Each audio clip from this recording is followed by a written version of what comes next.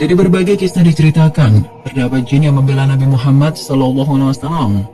Jin ini bernama Muhbar bin Abhar yang tinggal di Bukit Tursina. Jin Muhbar merupakan makhluk gaib dari golongan bangsa jin yang telah memeluk agama Islam dan memegang teguh agama Tauhid sejak zaman Nabi Nuh alaihissalam. Di saat generasi demi generasi terus berganti, ia beserta istrinya senantiasa mengimani para nabi dan rasul Allah, termasuk Nabi Muhammad SAW. Suatu ketika Muhbar yang sering berkeliling ke banyak tempat, layaknya seorang musafir pulang ke rumahnya. Di sana ia menjumpai istrinya sedang menangis.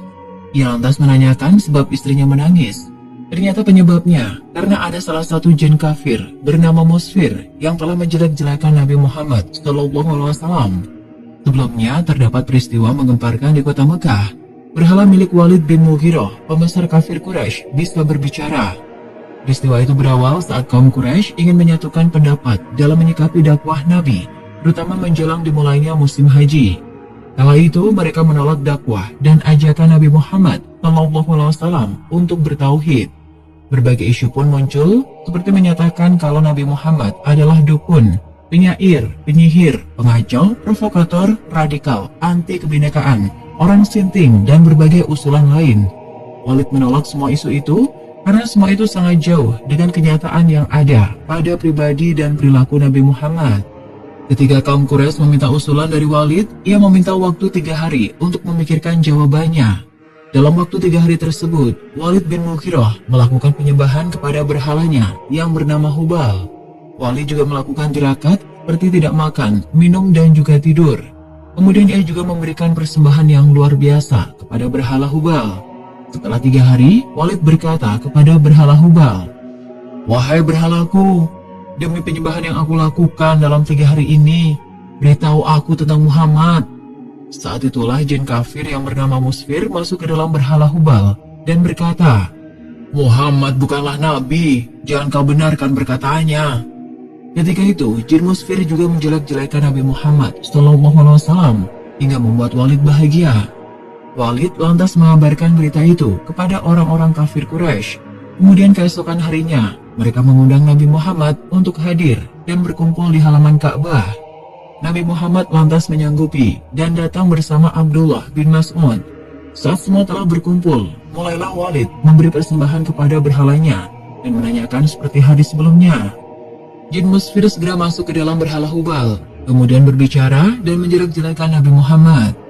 Nabi Muhammad sangat sedih sekali mendengar hal itu, karena dia tahu kalau yang berbicara itu sebenarnya adalah setan yang terkutuk. Setelah mendengar patung Hubal yang bisa berbicara, kaum kafir Quraisy sontak bersorak gembira. Peristiwa inilah yang awal mulanya membuat istri Jin Muhbar menangis.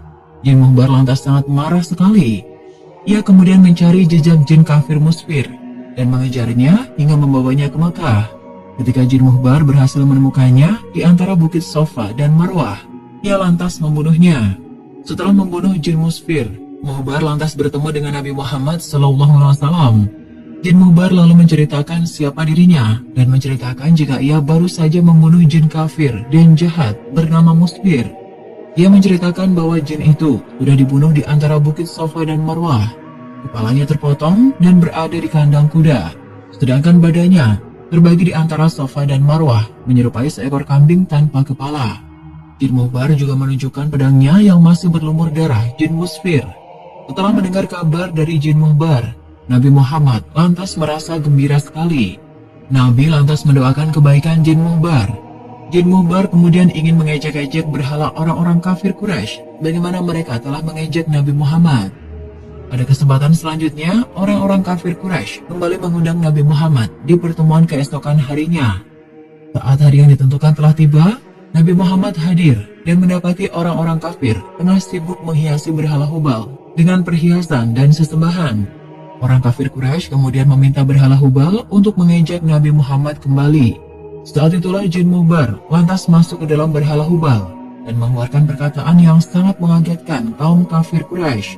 Patung berhala itu berkata, "Wahai penduduk Mekah, ketahuilah bahwa Muhammad ini adalah nabi yang hak. Agamanya benar. Ini mengajak kepada jalan yang benar. Kalian semua dan berhala-berhala kalian ini tidak ada gunanya. Jika kalian tidak membenarkan dan mengimaninya, maka kalian akan berada di neraka jahanam dan kekal di dalamnya. Ikutilah Muhammad, ia adalah Nabi Allah dan makhluk terbaiknya." Setelah mendengar perkataan aneh dari berhala Hubal itu, Abu Jahal lantas bangkit dan membanting patung berhala itu ke tanah sampai pecah berkeping-keping. Setelah melihat hal itu, Nabi Muhammad lantas pulang dengan hati yang gembira atas perjuangan jin Mubar. Nabi Muhammad lalu memberikan nama baru kepada jin Mubar, yaitu dengan nama Abdullah bin Abhar. Jin Mubar ini lantas sangat gembira sekali atas pemberian nama baru oleh Nabi Muhammad tersebut. Ia bahkan menyandungkan syair untuk membanggakan nama barunya dan perjuangannya dalam membela Nabi Muhammad. Bangsa jin pernah diperdengarkan bacaan Al-Quran oleh Nabi Muhammad SAW. Kisah ini bersumber dari hadis yang dirawikan oleh Bukhari dan Tirmidzi dari Ibnu Abbas radhiyallahu anhu. Saat mendengar untuk pertama kalinya, jin pun merasa takjub dan tercengang dengan isi bacaan yang didengarnya. Cerita bermula ketika Rasulullah SAW dan para sahabat pergi bersama-sama ke pasar Ukad atau pasar tahunan, tempat orang Arab jahiliyah melakukan jual beli dan membaca syair. Berdasarkan keterangan dari hadis tersebut, sejak kelahiran Nabi Muhammad SAW, bangsa jin tidak lagi diberi kemudahan untuk mendengar berita-berita dari langit. Tidak ada lagi berita langit yang turun ke bumi untuk didengar mereka. Sebaliknya, tiap kali bangsa jin hendak mencuri dengar berita dari langit, meteor atau batu pecahan bintang turun dengan cepat di udara. Menurut keterangan hadis, meteor tersebut merupakan semacam panah Allah yang memang dipanahkan pada bangsa jin saat mencuri dengar berita langit. Saat Rasulullah SAW dan para sahabat pergi ke pasar Ukad, mereka melihat meteor melayang di udara. Hal itu pun membuat ada bangsa jin yang terkena panah dan mengacaukan situasi di kalangan jin. Mereka bertanya-tanya apa yang terjadi. Pimpinan dari bangsa jin pun menyuruh anak buahnya untuk menyelidiki ke seluruh permukaan bumi di bagian timur dan barat. Hingga salah seorang anak buah dari bangsa jin tersebut sampai di lembah Tihamah. Beberapa saat setelahnya, anak buah jin tersebut sampai di sebuah perkebunan kurma dan melihat rombongan Rasulullah SAW dengan para sahabat. Didapatinya Rasulullah SAW sedang melakukan sholat subuh diikuti oleh sahabat-sahabatnya. Beliau membaca Al-Quran dengan jahar. Tulis Hamka dalam tafsir Al-Azhar jilid 9. Secara tidak sengaja, para anak buah dari bangsa jin tersebut pun menyimak bacaan Al-Quran tersebut dengan seksama. Mereka mengaku takjub dan tercengang kala mendengarnya. "Kami telah mendengar Al-Quran, sungguh menakjubkan sekali kandungannya. Dia memberi petunjuk kepada jalan yang bijaksana, jalan yang cerdik dan benar. Karena telah percaya akan isi Al-Quran itu, dan mulai sekarang kami tidak mau lagi mempersekutukan Allah kami dengan yang lain sesatu jua pun," kata anak buah jin tersebut. Diceritakan dalam surah Al-Ahqaf ayat 29-32, bangsa jin tersebut mengatakan ke sesamanya, "Diamlah untuk mendengarkan bacaan Al-Quran dengan seksama." Para jin itu pun bahkan menceritakan tentang Al-Quran yang didengarnya kepada kaumnya. Artinya, "Ingatlah ketika kami hadapkan kepadamu, Nabi Muhammad, sekelompok jin yang mendengarkan bacaan Al-Quran.